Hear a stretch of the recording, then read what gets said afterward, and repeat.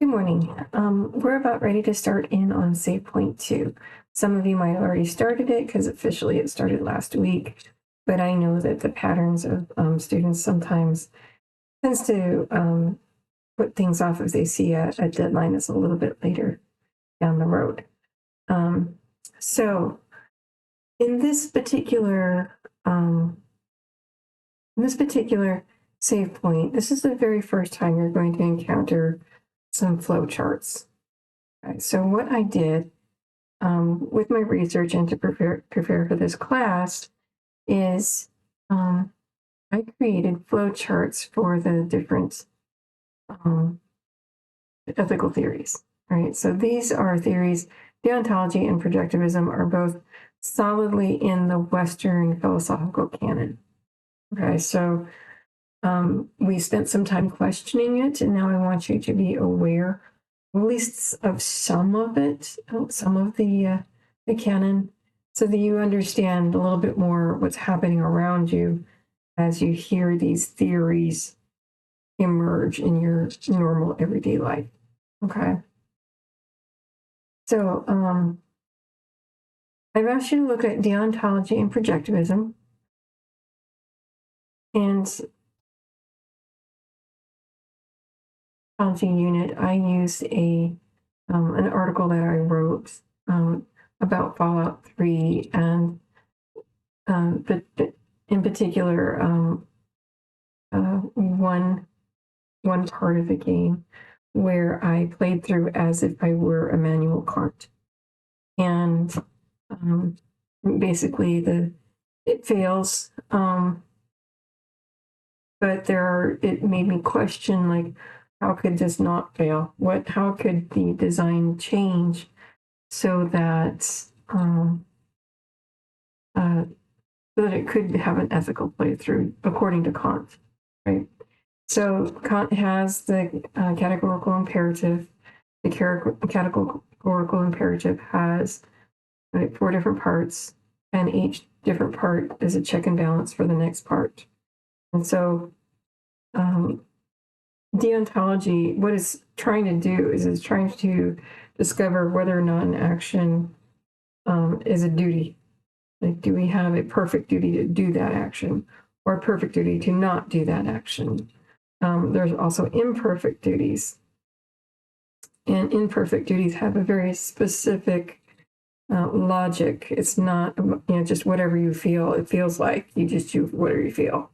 It's like no. Kant is completely logic and reason based. There's no feeling in it at all. He's like Spock, he doesn't feel.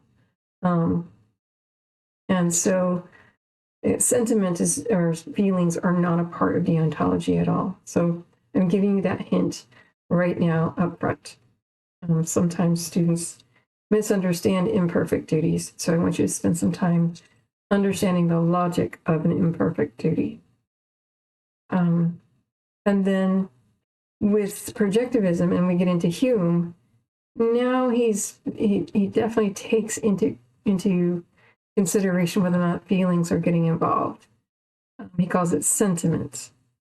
And so you'll see in the Kant stuff that the flowcharts are explained a little bit more because I did a lecture, and I used that lecture to explain the chart, right? But in these flowcharts that I made with no lecture, okay, and I did try to show you how these are working and such. Basically, you start with the first flowchart. This flowchart is saying, hey, is there a dispute? Is there a dispute at all? And there are conditions whether or not there's an actual moral question at hand, and it can be discussed. So Hume says pretty much reason has to precede sentiment in order for a moral question to be discussed. And if it doesn't, there might be a moral question at hand, but it can't be discussed because feelings are getting in the way. And so that's part of the theory, right? And then he goes on to get in deeper about like how are these feelings um, manifesting, right? In the thing that's trying to be discussed, right? So he has all of these questions and such that you go through, and it's highly logical. I love philosophy because you can flow chart it. It's really difficult to flow chart it, and sometimes the reading is really difficult to understand, which is why I did it for y'all. I did it in part because I wanted to flow chart it because I have my career before this was a programmer and I really love logic. But on the other hand, I feel like as a teaching tool, it might help to understand how these different philosophers are working and the difference between them and things like that. Because not all philosophy is the same, and it's deeply nuanced, and there's a lot going on, a lot of moving parts, as you can see from the flow chart here. So, yeah, let me know if you're having some issues. I do explain it in some videos, like how these flow charts work.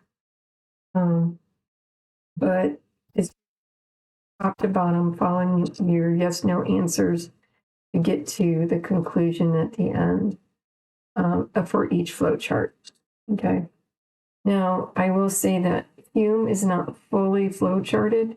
I stopped because there's so much. I didn't get a chance to finish the research on Hume, but there is enough there to work with. Now, there's a lot of information in these flow charts, and I don't expect you to use all of it for your game design, for your game concept. I want you to find something that really, really, really sings, really kind of like resonates with you, right? And as you go through here, you might discover something like, was the property that was gained originally through art and industry given consensually in order to beget commerce in society? You could make a whole game about that, right? Were the contracts carefully fulfilled? You can make a whole game about that. Right? I mean, there's just so much in this. You can make a game about, reason and sentiment, and if sentiment is getting in the way of reason. You could make, there's just so much. So just go through all of the flow charts, try to experience them, experience Hume, get beyond just his rules. I do have a question about his rules in the thought paper, but there's more to Hume than these rules. Okay. So, like, I want you to be aware of them because, you need to be aware of them because it's Hume. But there's so much more like you can discover in all of this. And Immanuel Kant and the categorical imperative is a completely different thing. So I've given you two really usually very difficult philosophical theories to wrap your head around and come to understand them on some level, and then create from that. So let me know if you have any questions. I really would like to see you guys use some small part of one of these theories or question it using non-Western philosophical viewpoints. That's certainly available as well.